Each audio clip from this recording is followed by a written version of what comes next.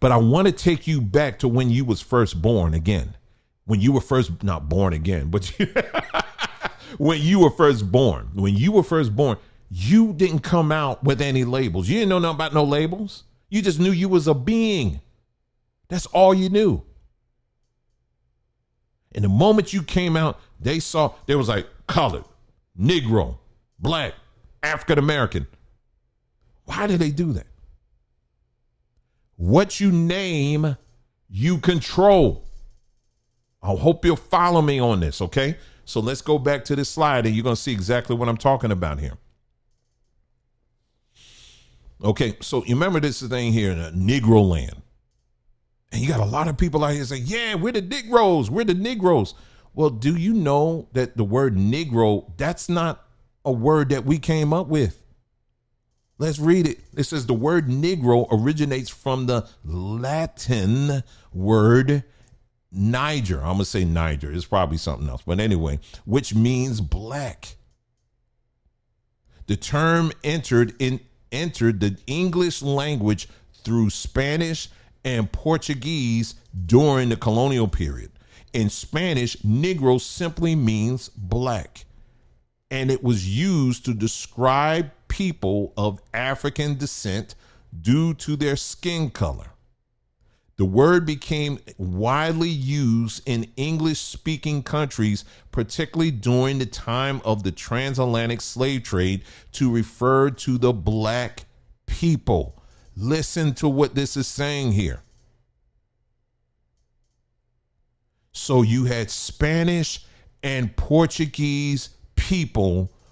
Both of these people enslaved you. The Spanish and Portuguese, they called you. They didn't call themselves that. They called you black, which means that they themselves were not. Our people, black folks, will fight over, oh no, the Portuguese, they were all black. They were all. Now you have some that had darker skin, but they did not see themselves as Negroes. They saw themselves as Spanish and Portuguese, and they saw you as different. Now, what's interesting is when you look at this part of the map, well, no, I won't say that because I'm looking at the map now, but yeah, this whole section, this is Upper West Africa, because I'm looking at the map now. I was getting ready to say something, but because it's not too far up, because I was thinking this was the top of Africa, but it's not. It's near the top, but it's not. You know, so you got like New Guinea, what they call New Guinea, like you got Ghana and all that stuff around there. Those people are dark like us, right? For the most part. And so but if you go up above this area that they call Negro land, no, those people had lighter skin. And to this day, they still do. But my point is, they called you Negro. And when they called you Negro, they enslaved you. So this is a slave terminology. Let's read it. Let's continue on. It says, over time, the term Negro became associated with the racial classifications and social hierarchies of colonial and post-colonial societies. In the mid-20th century, as the civil rights movement gained momentum, the term began to be seen as outdated and offensive by many. It was gradually replaced by terms such as black and African American in the United States, which are considered more respectful and reflective of the cultural and ethnic identities of people of African descent. So they came up with that. All right. Now let's go a little bit deeper than this. The term BanTube, as a classification for a group of people in Africa, was introduced by 19th century European linguists and anthropologists. The word Bantu itself comes from the Zulu word for people, a Bantu, which means people. In many Bantu languages, with Intu meaning person. So hold on for a second. So here you got this whole group of people here that they're just calling, oh, they're just the people. They're just the people. We're gonna call them people. Well, let's go through this because we're revisiting this. If anything, I'll take a clip like this and make it his own video. So listen, what we're going to go here. One of the most notable figures of this context was Wilhelm Bleek, a German linguist and philologist,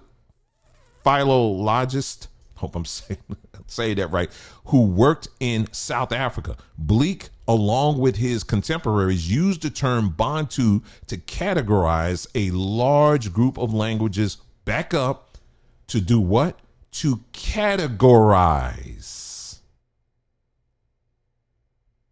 To categorize. If I'm putting things in categories, what is my intention? To control it. To categorize a large group of languages spoken in Central, Eastern, and Southern Africa, recognizing that these languages shared a common linguistic features. Over time, the term Bantu came to be used not only to refer to the languages, but also to the people who spoke them. The classification, was based on the linguistic similarities rather than the ethnic or cultural considerations.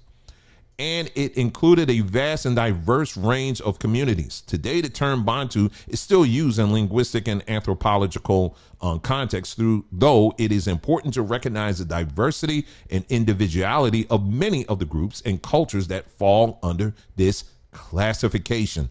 Now, let's take our time here for just a moment on there. So here you had this anthropologist, Wilhelm Bleek, who basically came across a group of black folks in Africa, a group of people that was darker than him, and he noticed some similarities in their language. And he said, I'm trying to figure out how to categorize these people. And then he goes to the Zulus and says, hey, Zulu people, I don't even know. I'm seeing this. I don't know. I tell you what's the word that you have for the Zulu word that you have for the people? Bantu. Okay, that's what I'm going to call them. I'm going to call them Bantu. So they took all of these people, like that write-up said, they have a vast different backgrounds and, they have their own unique cultures and all that stuff. And what this person did was looped all of these people together in one big group and said, these are all the same people. How sloppy can you be with that? So there's this movement that we have, unfortunately, where our people, and to a measure, I've done this too, where you believe that all of these people are all supposed to be all linked together. Where does that come from? Where did that originate from? That originated from a white man by the name of Wilhelm Bleek. That didn't come from your Bible. That came from Bleek. He defined that. He defined who the people were.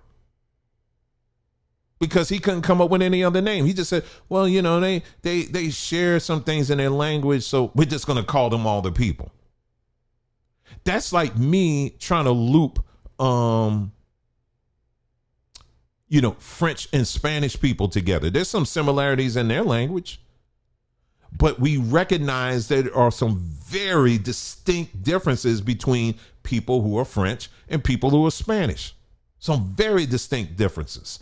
But these Europeans, when they came to Africa, they just were very sloppy and just dumped us all in one big soup. But what some of our people, what we teach is spiritually, we're all supposed to be together as Bantu. Where you get that from? That didn't even come from your Bible. That comes from Bleek. Bleek said that. Bleek laid the groundwork for that. But why did he lay the groundwork for this? Because he was a forerunner in coming in to help categorize what they were going to ultimately control, or what they were already controlling. That's why they came up with that. They said, okay, well, I'm going to categorize everything here. I'm going to put all the A's here. I'm going to put all the B's here. I'm going to put all the C's here. I'm going to put all the D's here so that, so we got everything organized and structured so that we can control it. There was nothing spiritual about that. It was all about how to control this continent. And the fact that and I'm including myself, I've done it as well. We think we think that somehow there's some spiritual connection with all of that simply because Bleak defined it. That shows you how far off we really are and how disconnected we really are. It really does when you think about it. Because even all of these people who fall under Bleak's categorization called the BanTube, they never called themselves BanTube. The word BanTube simply means the people. If I'm if I'm speaking to a Spanish person, what does person's name? What do people persona? That's like me going in. That's like me going in Central South America and I identify a bunch of groups of people here. And I'm like, well, they all speak Spanish, but they're like, there's slightly differences in their language, but they're all still speaking Spanish. What can I call them? Personas. Okay, I'll call them personas. The personas. It's the same thing. How crazy is that? But this is what they pulled in Africa. But why did they do that? Because it was a very sloppy way for them to say, okay, we're trying to control we just going to throw all these people in one big group because this is ultimately we're trying to control these folks, and that's why we're categorizing them. Okay, so I just wanted to add this one last part to this video here. So what this is really helping me to understand is, as I was sharing in the video, is that, this whole notion that somehow all black people are supposed to just magically come together and be unified and all of that.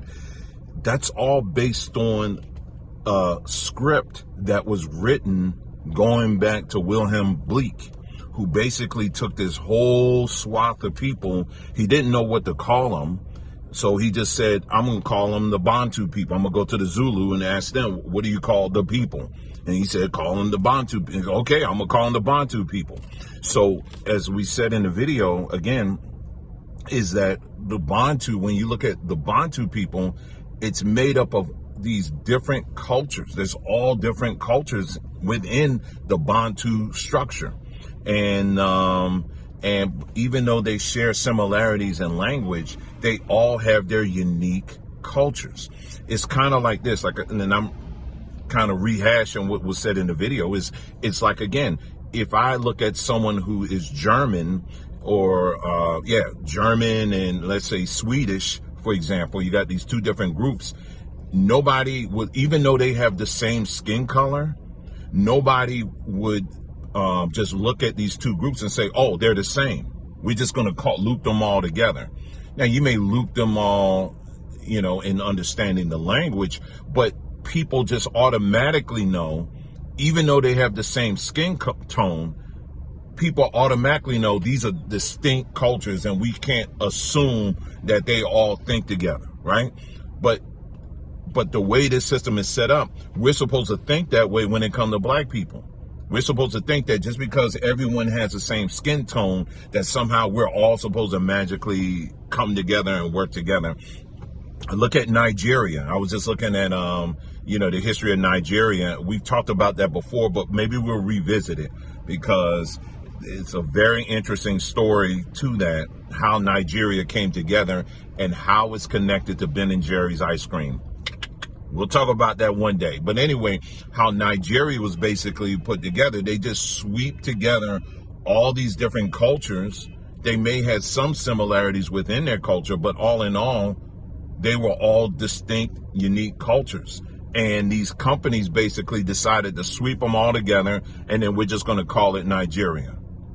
And so this is why today Nigeria is just on never ending, just internal fighting, conflicts and stuff like that, simply because all these people going back in their history were all pretty much swept together and were told, okay, now you're a nation, start acting like it. Well, it's no different than us here in the diaspora, particularly let's just focus on America, for example.